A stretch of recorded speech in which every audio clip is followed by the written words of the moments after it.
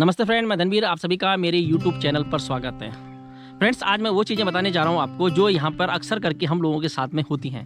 तो जो सबसे बड़ी समस्या है मेरे गांव में वो है सड़क की। मेरे घर से सड़क है 3 किलोमीटर दूर और कल से मुझे बुखार है, कल शाम से। क्यों? मेरे घर से डॉक्टर जो है यहाँ पे करीब 15-18 किलोमीटर की दूरी पर है। मोनचट्टी में डॉक्टर बैठता है सरकारी। सुबह इतनी तबीयत ख़राब थी कि हिम्मत नहीं हो रही थी कि मैं कैसे करके रोड साइड तक पहुँचूँ। तो पेड़ों की छाल हो गई, उसको कूट कर फिर उसको पानी में उबाल कर हमारी माताजी ने बनाया, मेरे लिए काढ़ा बनाया।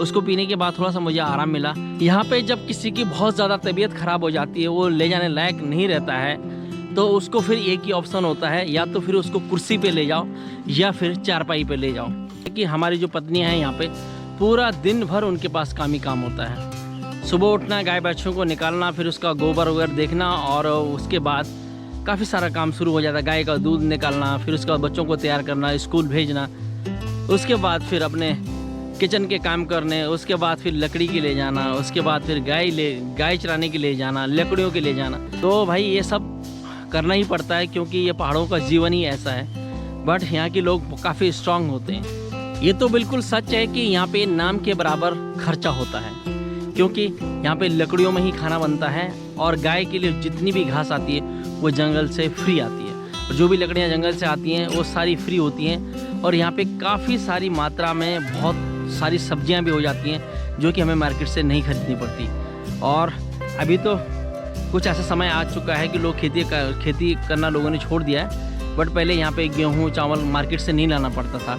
अब गेहूँ चावल मार्केट से ही लाना पड़ता है क्योंकि खेती बहुत कम करते हैं। पर साग सब्जी की बात की जाए तो यहाँ पे सारी साग सब्जियाँ हमारे घर पे ही हो जाती हैं। मैं कल से बुखार में बहुत परेशान हूँ, पूरा बॉडी पेन हो रहा है, पूरा दर्द हो रहा है, ठंड लग रहा है, मगर ये सारा कुछ सहना पड़ता है क्योंकि दूसरा कोई ऑप्शन ही नहीं है। सुबह मेरी तबीयत बहुत ज़्यादा ख़राब थी तो हिम्मत नहीं हो रही थी कि मैं कैसे मोटरसाइकिल चलाऊँ या फिर कैसे टाइम पे रोड तक पहुँचूँ ताकि मैं डॉक्टर के पास जा पाऊँ। बट अब थोड़ा सा आराम है मुझे, हल्का सा, तो अब मैं सीधा निकलूँगा डॉक्टर के पास, ऋषिकेश।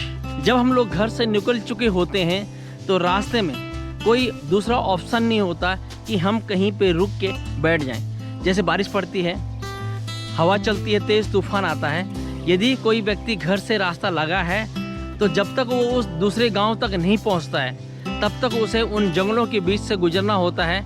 बारिश पड़े चाहे तूफान आए, हमको अपनी मंजिल तक पहुंचना ही होता है क्योंकि रास्ते में जंगल में रुकना तो बड़ा मुश्किल होता है क्योंकि वहाँ पे जानवरों का डर होता है। पहाड़ों में एक बहुत बड़ी समस्याएं आती हैं कि जैसे हमको कहीं पे घर बनाना है या फिर मकान बनाना है तो वहाँ के लिए हमें ज़मीनों को खोदना पड़ता है। मैं आपको दिखाता हूँ, ये देखिए। तो इस पे चल रहा है फ़िलहाल अभी काम। जब ये पूरी कटान हो जाएगी उसके बाद इसमें चलेगा काम। इस जगह में चट्टान लग जाती हैं तो किसी जगह पे मिट्टी होती है। जहाँ पे मिट्टी होती है वहाँ पे इजीली लोग काम कर लेते हैं और जहाँ पे चट्टानें होती हैं बड़ी मुश्किल से इसको करना पड़ता है। तो पूछते हैं भाजी तो कितने दिन हो गए इस कटान को? अभी 5 दिन हो गए। 5 दिन? अच्छा। और अभी 5 दिन हो रहा है। 5 दिन हो लगेगा इसको प्लान करने में? अच्छा। कितने लोग हो काम करने वाले? 400 रुपये दिहाड़ी है। अच्छा, 400 रुपये दिहाड़ी है। और कितने लोग कर रहे हो? 2-3 आदमी कर रहा है। अच्छा। ऐसे ही यहाँ पे लोग काम करते रहते हैं आपस में। गाँव में यही काम होता है और कोई विशेष काम नहीं होता यहाँ पे। तो घर जो मैक्सिमम पहाड़ों में काम होता है वो घर बनाने के होता है क्योंकि यहाँ पत्थरों में घर बनते हैं, जंगल से रेत को निकालना पड़ता है, जो रेत वाली खानें होती हैं, यही काम यहाँ पे हमें देखने को मिलता है। इसके अलावा यहाँ पे कोई भी काम नहीं होता है। और यहाँ पे दूध की बात की जाए तो हर घर में आपको दूध वाली गाय मिल जाती हैं। मैक्सिमम गाय 1 लीटर ही दूध देती हैं, 1 से 1.5 लीटर तक दूध देती हैं क्योंकि ये पहाड़ों की छोटी गाय होती हैं। और छोटी इसलिए होती हैं कि इनको पहाड़ों में चर के आना होता है। पर इनके दूध में बिल्कुल अलग स्वाद होता है क्योंकि यहाँ की जो गाय हैं वो एक दिन में कम से कम 400-500 प्रकार की घासें खाती हैं। जंगलों में अनेक प्रकार की घासें होती हैं। आपके पास 2 गाय हैं और दोनों गाय दूध देती हैं तो वो दूध आपको खुद ही एडजस्ट करना है। मार्केट की अपेक्षा यहाँ पे कोई दूसरा साधन नहीं होता कि हम इसको मार्केट में सेल कर दें क्योंकि यहाँ की जो मार्केट होती है बहुत दूर होती है। और गांव में भी हर किसी के पास गाय, अपने लिए गाय होती है जो दूध। यदि गायें काफ़ी सारी दूध देती हैं तो उनसे बनाया जाता है यहाँ पे देसी घी, जिसका प्राइस है, जो भैंस का घी है वो है यहाँ पे 600 रुपये किलो और जो गाय का घी है वो है 700-800 रुपये किलो। अब मुझे ऋषिकेश निकलना है तो आप देख पा रहे होंगे बारिश का मौसम हो चुका है, बारिश भी आने पे ही है और मुझे निकलना ही पड़ेगा। तो भाई ये है मेरा छोटा सा गांव, मैं निकल चुका हूँ घर से और ये है मेरे घर के आगे आम का पेड़। और इस आम की मैं आपको खासियत बताऊं, आप देख पा रहे होंगे इसकी जड़ें ना तीनों एक साथ हैं। बट ये इसको बोलते हैं गोलाम, किसराम और कालाम, यानी कि इस पर तीनों प्रकार के फल लगते हैं, तीनों को अलग अलग टेस्ट है और अलग अलग फल लगते हैं। तो ये था भाई हमारे यहाँ का आम और ये है भाई हमारे यहाँ के रास्ते।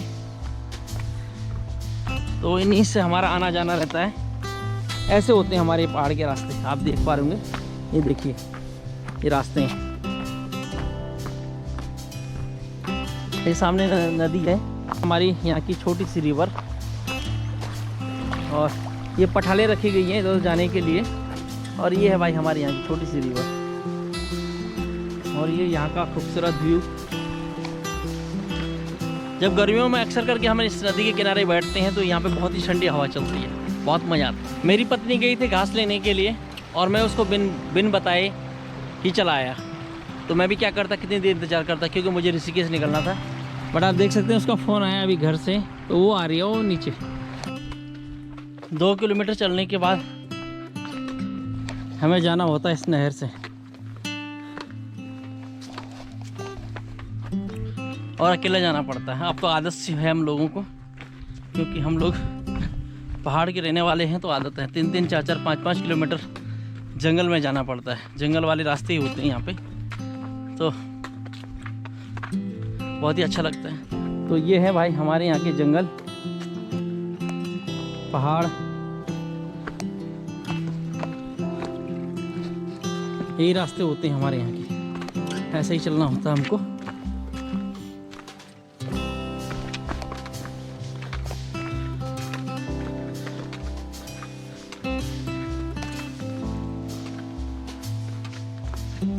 और आपको एक चीज़ दिखाते हैं, ये लकड़ियाँ आप देख रहे होंगे ना यहाँ पे, तो भाई ये लकड़ियाँ ऐसी फ्री की गिरी होती हैं यहाँ पे, कोई पैसा नहीं, कोई उठा के यहाँ का लोकल आदमी इसको ले जा सकता है और फिर इनमें बन सकता अपना खाना।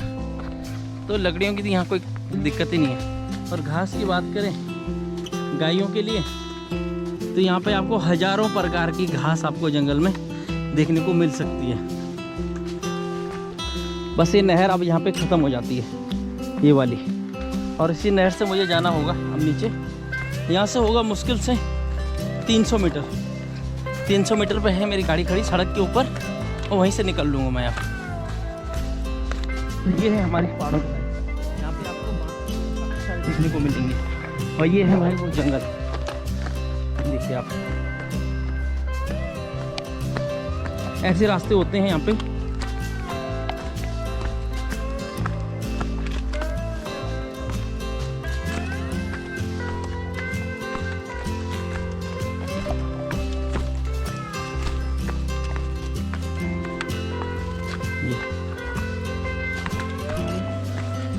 और ये है मेरी मोटरसाइकिल, और इस कच्ची रोड से, ये कच्ची रोड है, यहाँ से मुझे अभी 8 किलोमीटर कच्ची रोड पे जाना है, उसके बाद फिर पक्की रोड मिलेगी। तो भाई ये थी हमारी उत्तराखंड की लाइफ।